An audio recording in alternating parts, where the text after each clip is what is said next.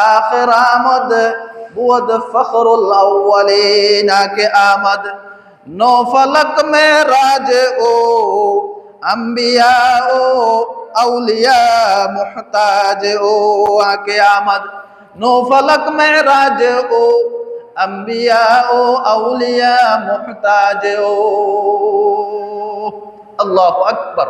এই মেরাজের উসিলায় আল্লাহ তাআলা রাসূলকে নবীদের ইমাম বানাই দিলেন। আল আম্বিয়া ওয়াল আউলিয়া মুহতাজ ও।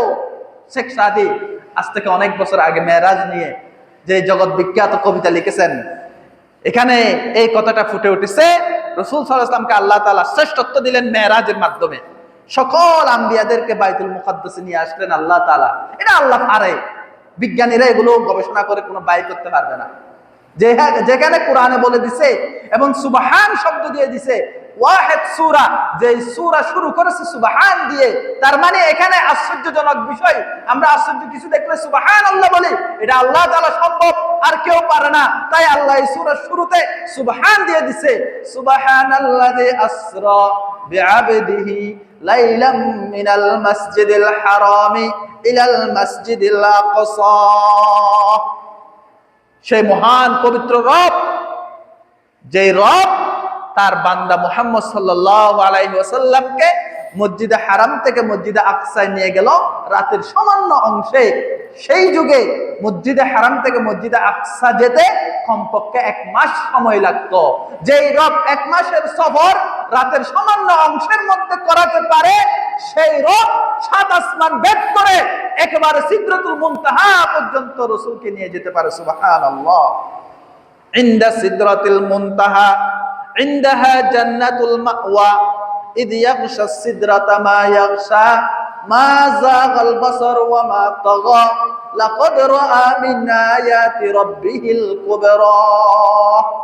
আল্লাহর রাসূলকে আল্লাহ তাআলা আল্লাহর জান্নাত জাহান্নাম দেখানোর জন্য, লাকাদ রাআ মিন আয়াতি রাব্বিহিল কুবরা, রবের বড় বড় আয়াত নিদর্শনগুলো দেখানোর জন্য আল্লাহ নিয়ে গেছেন। কিভাবে নিয়ে গেছেন? এটা কোরআন যখন বলেছে আমরা এটা বিশ্বাস করে আমান্না সাল্লাম না। বিজ্ঞানীদের মাথা ফাটাই ফেলতে পারবে, বাহির করতে পারবে না কিভাবে আসমান ভেদ করে নিয়ে গেছে। এজন্য সুবহান দিয়ে এই সূরা আল্লাহ তাআলা শুরু করছে। আরে বিজ্ঞানী, তোমার বিজ্ঞান হলো দুনিয়াতে, আকাশের উপরে তোমার বিজ্ঞান চলবে না। তাই আমি সুবহান, আল্লাহ পারে। ইন্নাল্লাহা আলা কুল্লি শাইইন কাদির। আল্লাহ সকল নবীদের ওখানে আত্মা রূহ নিয়ে আসলেন। আল্লাহ তাআলা পারে রূহ জগতে সব নবীদের এবং যত আউলিয়া, যত আমাদের যত মুরব্বীরা ইন্তেকাল হয়ে গেছে, সকলের রূহ জগতে তাদের আছে। ইন্নাল আবরারা লাফি ইল্লিয়িন। ইল্লিয়িন নামে একটা জায়গা আছে, ওখানে একটা মেমোরি আছে, ওখানে রূহ জগতে থাকে। আর যারা বদকার, ওয়া ইন্নাল ফুজ্জারা লাফি সিজ্জিন। 7 জমিনের নিচে একটা সিজ্জিন নামক স্থান আছে, ওখানে ফুজ্জারদের রূহ থাকে। তাই মৃত্যুর পরেও আল্লাহ তাআলা চাইলে নবীদেরকে আল্লাহর রাসূলের সামনে নিয়ে আসতে পারেন। হাদিস শরীফে এসেছে, বাইতুল মুকাদ্দাসে রাসূল সাল্লাল্লাহু আলাইহি ওয়াসাল্লাম ওখানে সকল নবীদের মধ্যে নামাজ পড়ালেন। নামাজ পড়িয়ে সকলকে মোলাকাত হলো, ওয়েলকাম হলো। এরপর তারা আবার চলে গেলেন। নবীকে ইমামুল আম্বিয়া বানায়, তারা আবার এক একজন এক এক ফ্লোরে, এক এক আসমানে ওয়েলকাম দেওয়ার জন্য রাসূলকে চলে গেলেন। এগুলো রূহ জগৎ, এগুলো দুনিয়ার বিজ্ঞানী দিয়ে, দুনিয়ার আকল দিয়ে, দুনিয়ার যুক্তি দিয়ে, দুনিয়ার চিন্তা দিয়ে, লজিক দিয়ে এগুলো কখনো ক্যাপচার করা যাবে না। এগুলো রূহ জগৎ, অপার্থিব বিষয়। এগুলো পার্থিব বিষয় নয়। পার্থিব বিষয় পার্থিব যুক্তি দিয়ে মানুষ বিবেচনা করতে পারে। যেগুলো অপার্থিব বিষয়, পৃথিবীর ঊর্ধ্বের বিষয়, এগুলো পার্থিব নলেজ দিয়ে, যুক্তি দিয়ে, চিন্তা দিয়ে, বুদ্ধি দিয়ে কখনো ক্যাপচার করা যাবে না। ইন্নাল্লাহা আলা কুল্লি শাইইন কাদির। এই মেরাজে রাসূল সাল্লাল্লাহু আলাইহি ওয়াসাল্লাম বাইতুল মুকাদ্দাস থেকে রওনা দিলেন। হাদিস শরীফে এসেছে একটা রফরফ নামক একটা সিঁড়ি। যেহেতু হারাম থেকে, মক্কা থেকে ফিলিস্তিন গেল বুরাক দিয়ে, ওটা হলো আসরা। আসরা, ইসরা বলা হয়। ইসরা মানে সফর করা। আর মেরাজ যেটা বলা হয়, এটা হলো একটা লিফটের মাধ্যমে উপরে উঠবে। এটাকে উরুজ বলে। উরুজ, উরুজ মানে উপরের দিকে উঠতে থাকবে, উঠতে থাকবে, উঠতে থাকবে। এটা একটা রফরফ একটা নামক লিফটের মতো এমন একটা বাহন, অনেকে বলছে এটা একটা লিফট, ওখানে রাসূল সাল্লাল্লাহু আলাইহি ওয়াসাল্লাম পা রাখার সাথে সাথে জিবরাইল সহ সাঁ করে প্রথম আকাশে উঠে গেল। প্রথম আকাশে ওঠার পরে রাসূল সাল্লাল্লাহু আলাইহি ওয়াসাল্লামকে অভ্যর্থনা জানালেন আদম আলাইহিস সালাম।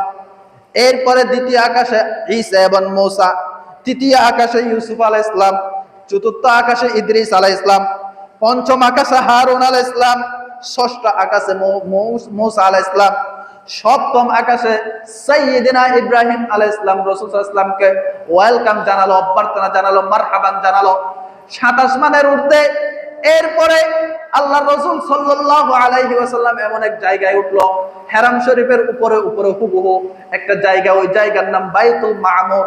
বাইতুল মামুরে দেখলো রাসূল সাল্লাল্লাহু আলাইহি ওয়াসাল্লাম ৭০,০০০ ফেরেশতা ওই বাইতুল মামুরের তওয়াফ করতেছে। হাদিস শরীফে এসেছে কিয়ামত পর্যন্ত একজন ফেরেশতা দ্বিতীয়বার তওয়াফ করার সুযোগ পাবে না। সুবহানাল্লাহ।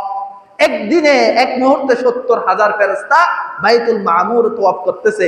এটা বাইতুল্লাহর উপরে একেবারে সাত আসমানের ঊর্ধ্বে রাসূল সাল্লাল্লাহু আলাইহি ওয়াসাল্লাম দেখলেন, হাদিস শরীফে এসেছে। এই বাইতুল মামুরের পরে সিদরাতুল মুনতাহা রাসূল সাল্লাল্লাহু আলাইহি ওয়াসাল্লাম দেখলেন, হাদিস শরীফে এসেছে, বুখারী মুসলিমের হাদিস। সিদরা মানে হলো বড়ই, বড়ই, ওই বড়ই পাতা, যেখানে বড়ইগুলো ছিল এরকম বড় বড়, পাতাগুলো এক একটা হাতির খানের মতো। হাদিস শরীফে বিভিন্ন বর্ণনা এসেছে, ইতিহাসের কিতাবে ঐতিহাসিকরা লিখেছেন যে বড়ইয়ের পাতাগুলো ছিল হাতির খানের মতো। বড়ইগুলো এক একটা বিশাল বড় বড়, এক একটা 10 কেজি 15 কেজি এত বড় বড় বড়ই, এগুলো জান্নাতীরা খাবে। সিদরাতুল মুনতাহা, ইনদা সিদরাতুল মুনতাহা ইনদাহা জান্নাতুল মাওয়া, সেখানে জান্নাতুল মাওয়া। সূরা নাজমের মধ্যে আল্লাহ তাআলা এই ঘটনা বর্ণনা করেছেন। এরপর রাসূল সাল্লাল্লাহু আলাইহি ওয়াসাল্লাম, হাদিস শরীফে এসেছে, ওই সিদরাতুল মুনতাহা থেকে 4টি নহর, 4টি নদী প্রবাহিত হয়েছে। 4টি নদী এই সিদরাতুল মুনতাহা থেকে আল্লাহ রাসূল সাল্লাল্লাহু আলাইহি ওয়াসাল্লাম বর্ণনা করেছেন প্রবাহিত হয়েছে। 2টি নদী পৃথিবীতে আর 2টি নদী জান্নাতে, 2টি নদী জাহেরি আর 2টি নদী বাতিনি। ওই জাহেরি 2টি নদী হলো ফুরাত নদী এবং নীল নদ। রাসূল সাল্লাল্লাহু আলাইহি ওয়াসাল্লাম বলেছেন এই সিদরাতুল মুনতাহা থেকে, এটা আল্লাহ তাআলা কিভাবে করার, এটা আল্লাহ ছাড়া আর কেউ পারে না। 2টি নদী দুনিয়াতে এসেছে, ফুরাত নদী এবং নীল নদ, এবং এই 2 নদীর পার্শ্ববর্তী এরিয়াগুলো ইসলামের এবং মুসলমানদের বিশাল বড় অঞ্চল হয়ে গেছে। ফুরাত নদীর আশেপাশে ইরাক, ইরান, মুসলমানদের বিশাল বাগদাদ, এই যে সাম্রাজ্য। নীল নদের আশেপাশে এই যে মিশরের নীল নদে, ওখানে মুসলমানদের বিশাল রাজ্য, মিশরে ফাতিমি খেলাফত ছিল, এখনো মিশর ঐতিহ্যগুলো আছে। এই 2টি নদ জাহেরি আর 2টি নদ জান্নাতে, এগুলো অনেকে বলছে সালসাবিল, জান্নাতের যে ড্রিঙ্কস, যে বিভিন্ন রকমের পানীয়, ওগুলো হলো ফুরাত সিদরাতুল মুনতাহা থেকে সালসাবিল এবং জানজাবিল। কোরআন শরীফে বিভিন্ন জান্নাতের নাহারের কথা আসছে, এগুলো হলো সিদরাতুল মুনতাহা থেকে প্রবাহমান। সিদরাতুল মুনতাহার উপরে উঠে যাবে, যেখানে আর জিবরাইলের পাওয়ার চলবে না। জিবরাইলের শেষ সীমা হলো সিদরাতুল মুনতাহা। সিদরাতুল মুনতাহা মানে লাস্ট বর্ডার, মুনতাহা মানে লাস্ট বর্ডার। এর উপরে আর কোনো ফেরেশতারও যাওয়ার সুযোগ নেই।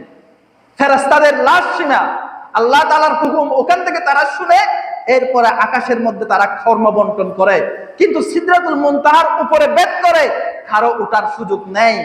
বিভিন্ন ইতিহাসের কিতাবে এসেছে জিবরাইল আমিন বলল, ইয়া রাসূলুল্লাহ, আমার আর সিদরাতুল মুনতাহার উপরে ওঠার আর কোনো অনুমতি নেই।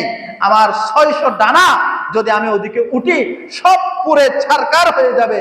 সরকার দু আলমকে আল্লাহ তাআলা এমন মর্যাদা দিয়েছে, সিদরাতুল মুনতাহার উপরে উঠে গেছে। ইনদা সিদরাতুল মুনতাহা ইনদাহা জান্নাতুল মাওয়া, জান্নাতুল মাওয়া পর্যন্ত। এবং আল্লাহ তাআলা সুবহানাহু ওয়া তাআলা এর একেবারে আমনা সামনা সান্নিধ্যে রাসূল সাল্লাল্লাহু আলাইহি ওয়াসাল্লাম পৌঁছে গেলেন। ওখানে আল্লাহ রাসূল যাওয়ার সাথে সাথে আল্লাহ তাআলাকে সম্বোধন করে রাসূল সাল্লাল্লাহু আলাইহি ওয়াসাল্লাম বলল, আত-তাহিয়াতু লিল্লাহি ওয়াস সালাওয়াতু ওয়াত তাইয়্যিবাত।